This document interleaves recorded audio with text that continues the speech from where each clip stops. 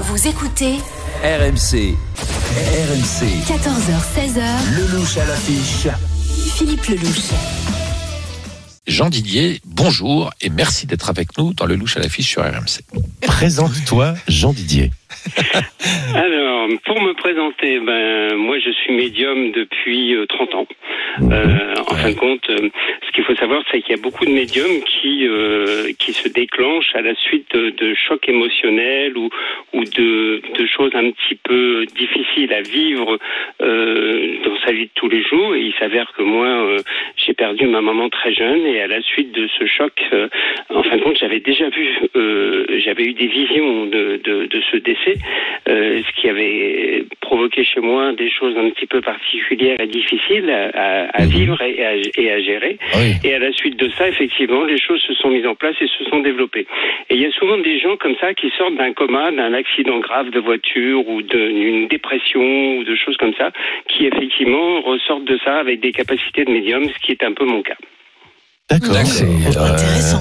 Troublant aussi. Donc là, tu en as fait ton métier maintenant, c'est cela? Oui, moi, ça fait 30 ans que j'exerce comme médium. Et effectivement, j'ai monté une structure avec une société. Et comme le disait un petit peu Denis tout à l'heure, on est chef d'entreprise, quoi. Oui, bien sûr. Moi, c'est aussi mon cas, puisque je suis gérant de ma société depuis 30 ans. Pour que ça soit clair, je me permets de vous poser la question, Jean Didier. Médium, c'est bien. Alors, c'est le latin milieu. Enfin, vous êtes un intermédiaire. C'est l'intermédiaire entre le ciel et la terre, entre le spirituel et le matériel. Et pour caricaturer, entre les vivants et les défunts. Voilà, mais ça n'empêche pas qu'un médium peut avoir ce qu'on appelle la clairaudience et la clairvoyance. Donc la clairaudience, c'est entendre des choses. La clairvoyance, c'est avoir des flashs et ressentir et voir des choses comme ça. Ce qui vient se greffer à la médiumnité, en plus de la médiumnité. Ce que toi tu as, Jean Didier? Moi, j'ai la chance d'avoir la clairaudience et la clairvoyance. Donc, voilà, j'ai la chance d'entendre parfois des choses et à d'autres moments voir les choses. Ouais. Oui, dis donc. Oh la vache. Bon, alors, parce que tout à l'heure, Denis, moi je trouvais que, mais sur Denis, je trouvais que l'excuse était un peu facile en disant je fais pas de voyance spectacle. Non, ça peut se comprendre. Il y a des gens qui, Oui, enfin bon. Alors après, il y a des médiums qui sont habitués de le faire sur les plateaux télé, comme il disait. Et moi, j'en fais un peu partie. Là, Jean Didier, alors, tu nous on va fais. se servir de toi, Jean Alors, Didier. Delphine, question, parce que là, il y a Delphine qui a retrouvé le sourire. Elle a des questions à poser. J'ai senti que Delphine bouillait d'impatience qu'on lui dise. Non, mais parce que moi, certaines j'adore choses. ça. Je suis très friande. Alors Delphine, quelle est ta question? Pose la question à Jean Didier. Alors moi, je peux dire une chose déjà avant de commencer. Oui, vas-y. Oui, bien sûr, Jean J'aime Didier. bien aussi dire des choses comme ça, telles que je les ressens et telles que je les capte.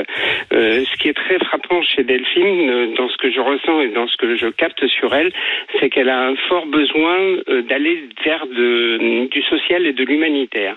Alors je pense qu'elle développera des choses en parallèle à ça dans les années à venir, et certainement en vieillissant. Et là, ce que j'ai l'impression, c'est qu'il peut y avoir une réflexion pour avoir le besoin de créer une entité.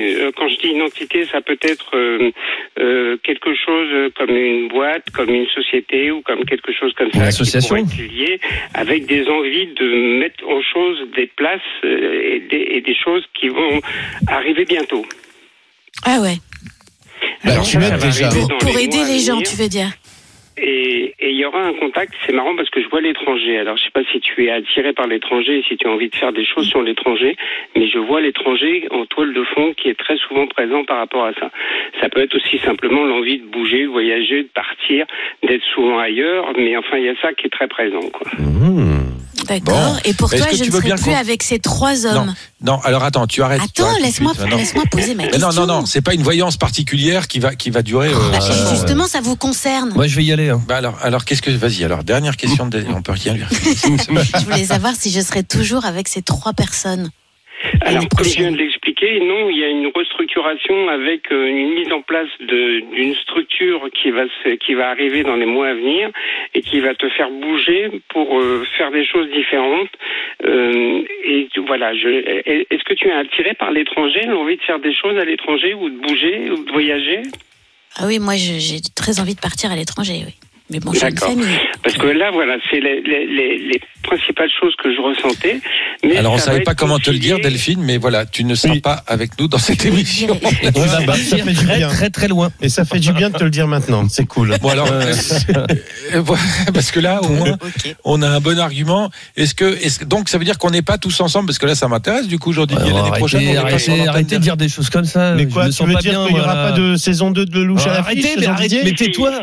Mais par contre, il y aura une restructuration de l'émission et des personnes qui participent et des mais pourquoi vous posez ces genres de questions? Moi, je me suis voyez, quand je vous dis que je brandis le stylo, les garçons, voilà, méfiez-vous, ça peut tomber à n'importe quel moment. Voilà, il l'a dit, Jean-Didier. Il peut y avoir une restructuration. J'ai plus le moral. Oui, il y aura forcément de toute façon. Alors peut-être justement par rapport à ce que j'évoquais par rapport à Delphine, peut-être qu'elle va prendre son envol et qu'elle va faire si avec Delphine, ça va. En tout cas, il y a des gens qui vont bouger et il y aura d'autres personnes au micro, en tout cas. Bon. Bon, merci. Bon, écoute, Delphine, bon voyage. Qu'est-ce que je te disais? Est-ce que Cura, est-ce que tu veux poser une question à Jean-Didier s'il ressent des choses, très bon. Oui. Est-ce que je vais avoir un bien, une maison bientôt ou dans les mois ou à venir? Alors, par contre, quel est ton prénom? Philippe. Alors, c'est un Philippe aussi également. Oui. D'accord. Alors, oui, il y a des choses qui sont en préparation, en gestation, je veux dire, qui vont se mettre en place. Moi, je vois une signature et il y a quelque chose qui va effectivement arriver, mais qui est retardé. C'est comme s'il y avait le besoin de prendre du temps et du recul. Et par contre, je vois un endroit dans lequel il y a besoin de faire des travaux, comme si c'était un endroit qu'il fallait restaurer. D'accord. Je ne sais pas si toi tu as envie de mettre ta patte et ta personnalité dans cette maison et de la restructurer ou de prendre une base d'une maison pour en faire un petit peu ce que tu veux. Alors de la pensée. Que là il vivait porte de la Chapelle, donc pour tout vous dire. Voilà, il va enfin trouver une vraie maison. Lui, c'est plus. On est plus dans l'ordre de l'humanitaire que dans l'ordre de la rénovation de grandes villas. Après, je suis prêt. Oui, après je serai prêt effectivement à retrousser la chemise et puis de rénover. Okay. Allez, on finit vite fait le tour de table. Pardon, Jean-Didier, on te presse, mais c'est parce que c'est Rémi Barret. Ça me fait peur, moi. Ça me fait peur. Bah oui, mais on s'en fout que t'aies peur. Non, je sais pas si c'est. Mais quoi? S'il a pas de questions, laisse-le tranquille, le pauvre. Oui, il faut pas forcer. Non, je veux pas. Toi, t'as envie. Et moi, toi, Philippe, t'as envie. Et moi. Allez, vas-y, Philippe, pose ta question. Alors, non, mais j'ai pas de question. Qu'est-ce qu'il voit, Jean-Didier? Alors moi, ce que je vois, c'est que je sais pas pourquoi, mais ça me parle d'un livre, comme s'il y avait quelque chose en préparation par rapport à des écrits. Quelque chose qui est un peu nouveau et qui est différent de ce que tu as pu faire jusqu'à présent, mais dans une façon de se livrer, c'est le cas de le dire, par rapport à ça, quoi. Et c'est marrant parce qu'il y a une connotation là de quelque chose de très spirituel. J'ai l'impression que c'est dans un cheminement et dans une évolution spirituelle déjà depuis quelques années, et qu'il y a un besoin de transmettre ça. Ouais, c'est pas faux. Donc, ça va s'appeler Mémoire d'outre-tombe. Un livre, ou ça peut être à travers des choses comme ça. Eh ben, écoute, Jean-Didier, je te remercie. Bon, en tout cas, on est tous heureux. C'est super intéressant. Qu'est-ce qu'on peut te souhaiter, Jean-Didier, parce que toi, tu passes ton temps à dire aux gens ce qui vont leur arriver, mais toi, qu'est-ce qu'on peut te souhaiter? C'est vrai. Que tout continue comme ça fonctionne depuis 30 ans. Eh ben, on te le souhaite. On te le souhaite et on te remercie de la façon extrêmement agréable et gentille avec laquelle tu t'es prêté au jeu, Jean-Didier. On te remercie. C'est un plaisir. Et fais attention à toi et sois heureux. On t'embrasse très fort. RMC jusqu'à 16h. Lelouch à l'affiche.